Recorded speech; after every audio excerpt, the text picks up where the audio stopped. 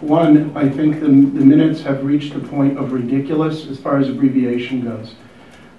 My entire description of what happened that I spoke at this last meeting was reduced to one line in which you could not tell if I was for or against what I was even speaking about. I think a perfect case in point would be as Chairman Guerrero comes back from his business trip and reads the minutes. I don't think he has a clear reflection of what happened in his absence. So I think we've reached a point where they're not doing the job of reflecting what happened at the meeting. I understand you can't put in every word that is said, but I think we have gotten way too far, and we need to take a look at that. I also have a comment about the meeting minutes. And to start off with, I guess I fully understand that whatever I say here, although I'm thankful that I already see Evelyn typing, based on your new rules, that most of my comments that I'm about to say probably won't meet the minutes. But here goes. The intention of the public input is hopefully you can hear it, listen to it, and take it in. My feeling about meeting minutes is, as I've stated many times in the past in public inputs, is that it should reflect the tone of what happened in the meeting, not just the actual events and actions of the meeting. Such that if a person was to read those minutes, whether they were there or not, that those minutes should be written as if I was actually there observing in person. If I missed the meeting and did not attend, I would be able to read the minutes and know that the events and agenda discussions properly illustrate how the meeting transpired. Mr. Chair, I'd like to make a motion that we go back to the old ways of doing the minutes where they are in detail rather than in summary form.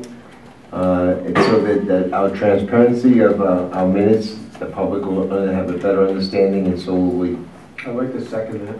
Okay, got a second by Councilor Paradise. Would you like to speak to your motion? Well, I was one of the people that voted in the affirmative to change it, so it's a reconsider motion.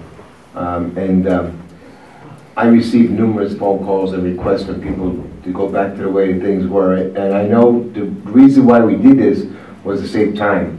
But maybe sometimes time isn't best served to the public if they're not getting all the information they need.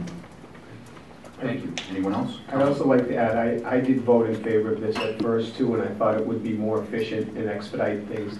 But it doesn't seem like it takes all that long to do it the other way that we had been. Things go relatively quickly. It's not like Manchester, you see that they've got to do it. They'd be there for half an hour every day. But so I think I'd like to see it go back the way it was. Much more informative. Thank you. Councilor. I'm in favor of that. You know, very detailed minutes, and that we take them out of the consent agenda permanently and go back like we were. I think that's what you're. I think that's exactly what he. I was going to make that motion, but we talked and he said to it. So. Everyone else?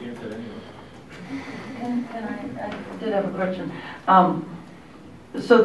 But I want to clarify what the motion is first. The motion is to go back to the more detailed minutes and also to take them out of the consent agenda. That's correct. So, Carol, I guess my question had to do with the legal aspect of it, and not the legal aspect from the point of what we're required to do and what we're not required to do. But minutes obviously can be used for legal evidence.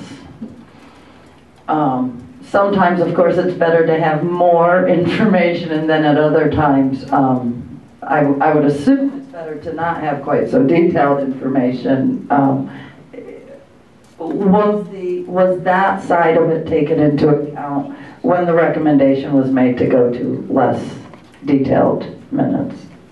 I think as far as the detailed part, it was more in line with not as much on the general items of small detail, but in particular a lot of the public input was getting voluminous in back and forth question and answer, and it wasn't to eliminate the intent, which I think some folks had mentioned. They couldn't get a flavor for what it was. So it should in effect be more than Mr. Smith expressed support. You could put that, but you could put Mr. Smith expressed support due to, and list a sentence or two. What was happening with the minutes, so it's more a happy medium, was Mr. Smith asked such and such.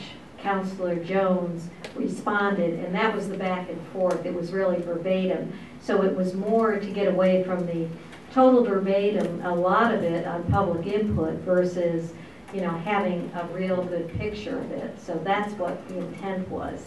And it may not have been what ended up coming out in the minutes itself. But I mean, it clearly can take them off consent agenda, have them as detailed, but that was more, the reasoning was not to have verbatim, especially dialogue back and forth, because that's what a lot of them were getting to be, versus to get the intent of what the individual was expressing, support or non-support due to, a sentence or two, but it was getting more back and forth, total discussion. I don't know if that answers your question, but that was the intent. And Let's take a roll on this, please. Thank you. This is just to reconsider? No. No, this is just a straight-up motion. Okay. Council Limbo, yes. Council Levesque? Yes. Council Longfellow? Yes. Council Paradise? Yes. Council Piscatola? Yes. Council Van Scoy? Aye. Chairman O'Hara? Aye. Unanimous.